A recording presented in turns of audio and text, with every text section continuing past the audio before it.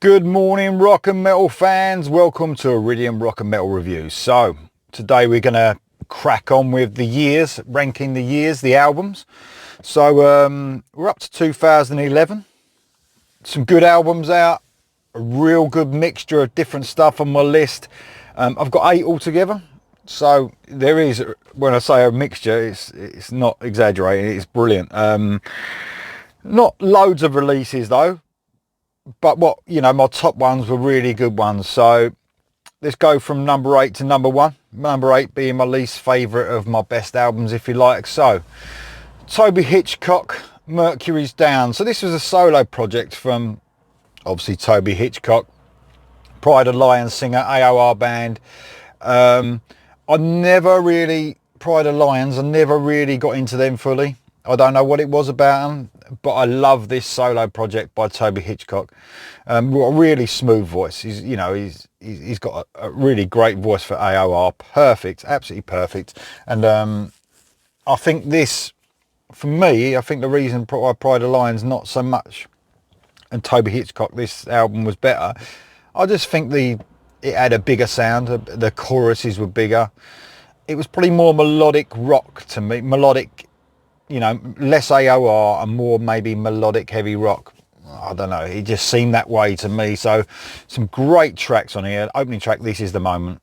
How to Stop's a really good fun song, and Let Go as well. So really good from Toby Hitchcock. This is his first solo album. He brought out another one. So this was my number 8. My number 7, Voodoo Circle, Broken Heart Syndrome. So if you haven't heard this band, it's like an ode, if you like, back to White Snake, older White Snake.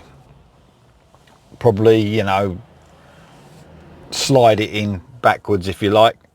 And Jolene Turner, Rainbow type stuff. Really good stuff. Guitarist used to work with Primal Fear, and his love for this classic type rock, he decided to get the Voodoo Circle together. I think this is their second album, Broken Heart Syndrome, and I think that this was where they really started to take their influences, and some would say sometimes I think a bit too much. Sometimes it's a bit too obvious. I know that bands can sound a little bit like someone else. It's obvious it's going to happen, and they stumble across something that sounds like another song, but they really do they really wear them on their sleeve without a doubt. But it's still excellent bit of music. So No Solution Blues is a great track. King of Your Dreams, This Could Be Paradise. It's actually full up with this classic and catchy rock. Really good stuff. Brilliant voice as well this guy's got. Anthrax, number 6, Worship Music. So this was a return for Joey Belladonna, and he is my favourite Anthrax singer. I know they've had some great singers as well, but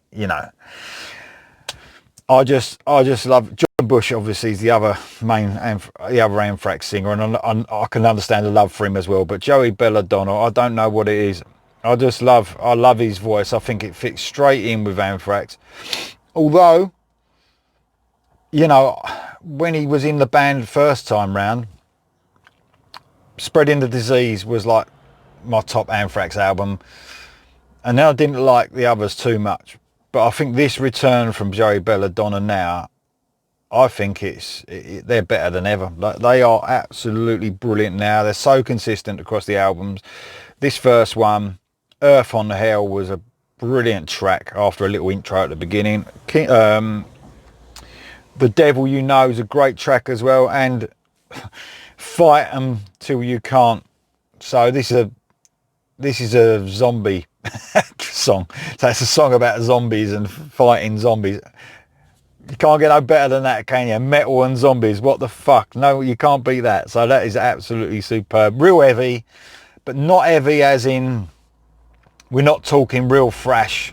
We're not talking extreme thrash or anything like that. Some of the stuff they used to do was verging on extreme, if you like, especially Among the Living.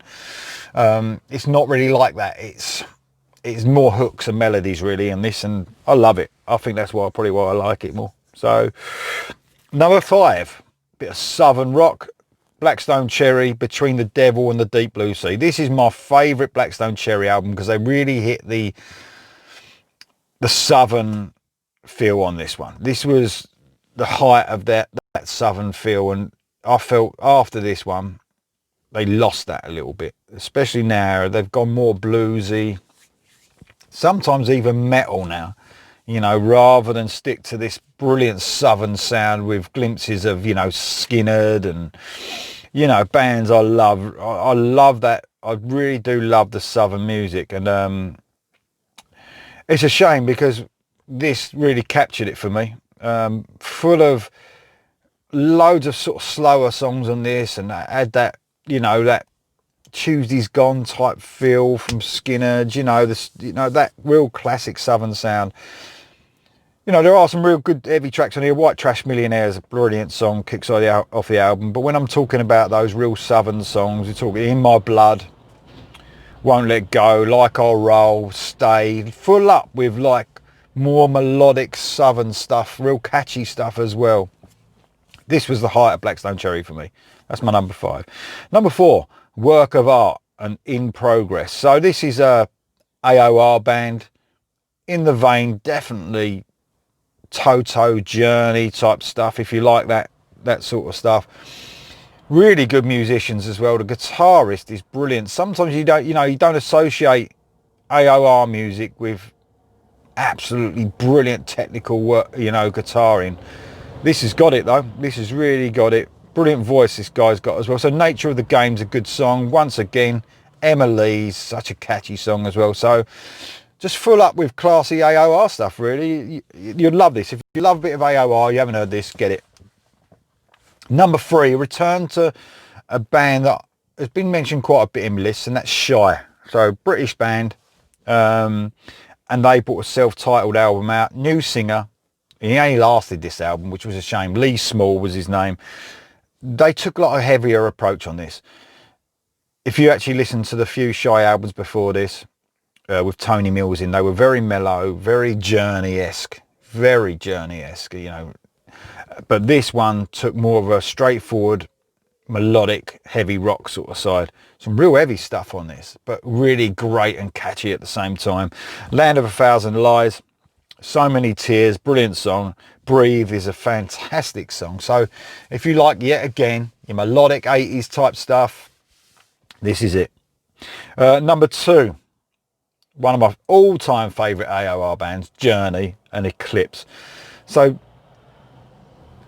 I can't believe how good this album is and the amount of stick it got. I could sort of understand. It was a bit of a flop, I think, in the States. I can sort of understand why, because it's different. So Journey, everyone knows Journey, and they're known for their real AOR ballads and, you know, their catchy chart-topping stuff. And this sort of went in a different direction. So Neil Schon, it's definitely Neil Schon's guitar album. You know, he's all over this album. But I absolutely love it. Because although it's heavier, we're not fucking talking Slayer here. We're talking it's Journey. Do you know what I mean? So it's like, it's still so catchy still, but just a lot heavier. You know, and I think it was a brilliant album. I don't think they're going to make... It's like, I reckon they got this one out of the way. Neil Schon got this one out of the way because he wanted to make a real good guitar heavy album. And I've got a feeling they won't go back to this sort of stuff. They'll probably go back to the Journey we all know, but I love them as well. So I haven't got a problem with that. Edge of the Moment, second track in, one of the best Journey songs ever written. Resonate, absolutely fantastic. Chain of Love, real, you know, this is a real underrated album, a real heavy rock album. You know, when you talk about Journey, you think, yeah, AOR. This is heavy rock. This is, you know, the heaviest thing they've done. Mind you, I was never into the old Journey and never listened to a lot of that when they first started out. So, you know, but this one is one of the best albums they've done. My number 1 for 2011, Iced Earth, Dystopia. So Stu Block, new singer. You know, I know that a lot of Iced Earth fans, Matt Barlow's the singer, you know, they won't really give other people a chance too much, you know. But a lot of fans have, because this guy, he's got the range. he has got it, and he fits in perfectly with Iced Earth. He's got the deep range, he's got the higher range. He can sing anything, this guy. He can sing anything, and he's got a real menace in his lower range. He's got a real menace to his voice. I can't explain it. It's a brilliant sound. And this one, you know, it's real thrashy parts in this as well, but it never gets extreme, obviously. Iced Earth are like a serious power metal band. And we're not talking power metal as in cheesy. You know, Iced Earth are never cheesy. They're so dark. You know, this is a sort of power metal I love. I just love this. This is so good to listen to. So different. Dystopia, the opening song, is fantastic. Equilibrium. And then you get their slower stuff, which is my favourite stuff of Iced Earth. They're more epic stuff. You know, they can be a real epic band. You know, you're talking Maiden-esque stuff. Anthem, Anguish of Youth. These are good examples of that epic stuff. End of Innocence is a brilliant, slower song. Can't get enough of Dystopia. They have been brilliant and so consistent since Stu Block's been in the band. Some of their best material. And that's my number one, Iced Earth, Dystopia. Right, there wasn't really any honourable mention. I did have a couple, but they didn't really make my list, or they weren't gonna. But, you know, it was a Whitesnake had Forevermore out. A bit of return to form for Whitesnake, but yeah, again, as someone put a comment on a Whitesnake video I did the other week. He must have been new to the channel because he's just been listening to my channel, and he's just put a comment under that one with their new song. And definitely, totally agree with him. There's two different types of Whitesnake. There's the old Whitesnake leading up to Slide It In, and then there's 1987 onwards. You know, there's two different Whitesnakes, completely two different Whitesnakes. I'm definitely in the old category of Whitesnake, the original sound. That's just for me, you know, it's just one of those things. I love that. I think Coverdale was at his absolute height, you know, of his vocal ability. But it's still a good album, Forevermore. You know, you can't knock it. It's good for what it is. And Saxon Call to Arms, yet another consistent album, but never quite making the top for me. I don't know. I feel a bit bad about it because Saxon especially, and Whitesnake, when I was growing up, they were a huge part of my life, a huge part of what I listened to. You know, all those hits from Saxon and Whitesnake, they were just amazing, you know, and they were probably most played bands, most liked bands I had, you know, and now you listen to Saxon now, especially Saxon, they're so good musically and they're so consistent, but they just don't grab me like they did back then.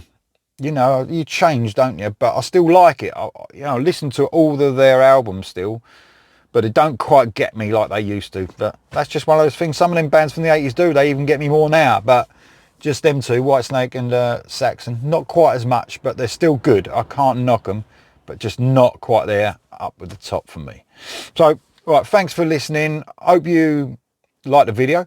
Please comment on anything you think I might have missed, because I'm still, like I said, I love new music, and I've found so much since I started this channel, and I think that's the best thing about this channel, you know, for me, is what I've got out of it as well. I mean, there's some brilliant conversations I'm having with you guys about music as well. I'm loving it, absolutely loving it. Really appreciate everything all the comments you put and that. So, all right, thanks guys. Please subscribe. Button at the bottom right hand corner. Thank you very much. See you next time.